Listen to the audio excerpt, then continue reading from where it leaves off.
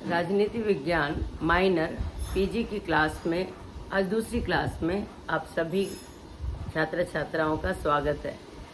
जैसा पहली क्लास में मैंने कहा था कि सिर्फ एमएससी के स्टूडेंट्स नहीं हैं, इसमें आर्ट्स फैकल्टी के हिंदी, अंग्रेजी और संस्कृत भाषा संकाय में पीजी कर रहे भी स्टूडेंट्स शामिल हैं। फिर भी उनके लिए यह ज़्यादा प्रासंगिक है कि वो इससे थोड़ा तो अवगत हैं ही।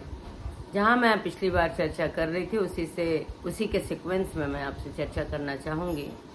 मैंने ये बताया था आपको कि 1942 में जब क्रिप्स मिशन की असफलता हुई, मांगी रोटी मिला पत्थर, हमारे महात्मा गांधी ने ऐसा कहा, और उसके बाद एक विरोध प्रदर्शन शुरू हुआ।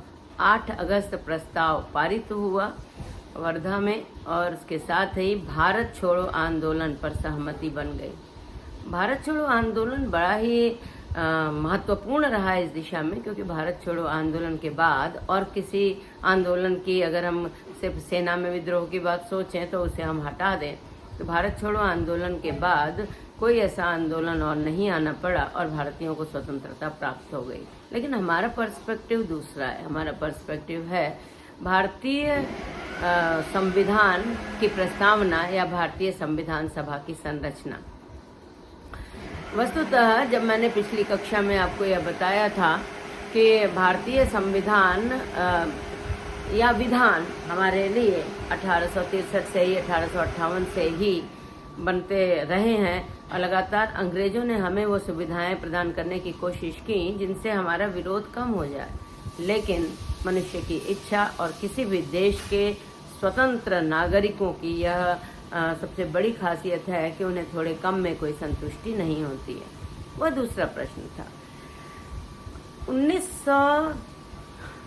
1929 में लॉर्ड वेडरबर्न ने, जब साइमन कमीशन का विरोध हुआ, तो लॉर्ड वेडरबर्न ने यह चुनौती दी कि यदि भारतीयों को स्वतंत्रता प्रदान कर भी दी जाए तो वो किस प्रकार से कार्य करेंगे, या वो उनका संविधान क्या होगा और संविधान कौन बनाएगा। इस चुनौती का भारतीय स्वाधीनता संघर्ष करने वालों ने, बुद्धिजीवियों ने जवाब दिया कि भारतीय अपना संविधान स्वयं बनाएंगे। नेहरू रिपोर्ट प्रस्तुत हुई, उसके बाद में तुरंत जिन्ना रिपोर्ट प्रस्तुत हुई।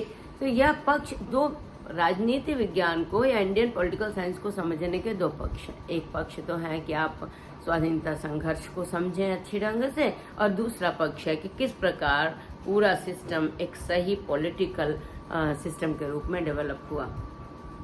तो 1935 का भारतीय शासन अधिनियम और नेहरू रिपोर्ट और जिन्ना की रिपोर्ट के बाद लिथगो कमीशन भी आया। लगातार अंग्रेज अपने हिसाब से सुधार करते रहे और 1945 में कैबिनेट मिशन भारत आया, और 1945 में कैबिनेट मिशन के प्रावधानों से यह प्रतीत हो गया था कि वो भारतीयों को उनकी संप्रभुता, भारतीयों को उनका संपूर्ण अधिकार देने के पक्ष में हैं।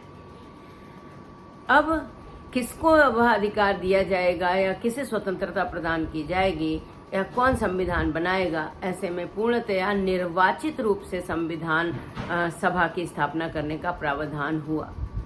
पूरे देश भर से समस्त प्रदेशों के जो प्रतिनिधि थे, उन प्रतिनिधियों को संविधान सभा में जगह दी गई, और यह बहुत ही अनोखी संविधान सभा थी जो इलेक्टेड थी, चुने गई थी। कुल 389 सदस्य चुने गए। एक और राज की बात क्या, मतलब एक बहुत ही अच्छी बात है कि शुरुआत में डॉक्टर भीमराव अंबेडकर को चुना भी नहीं गया, जबकि अगर एक सामान्य बच्चे से, किसी से भी आप यह प्रश्न करेंगे कि भारतीय संविधान की संरचना किसने की, तो वह उसके मुंह पर यही रहेगा कि बाबा साहब भीमराव अंबेडकर ने की।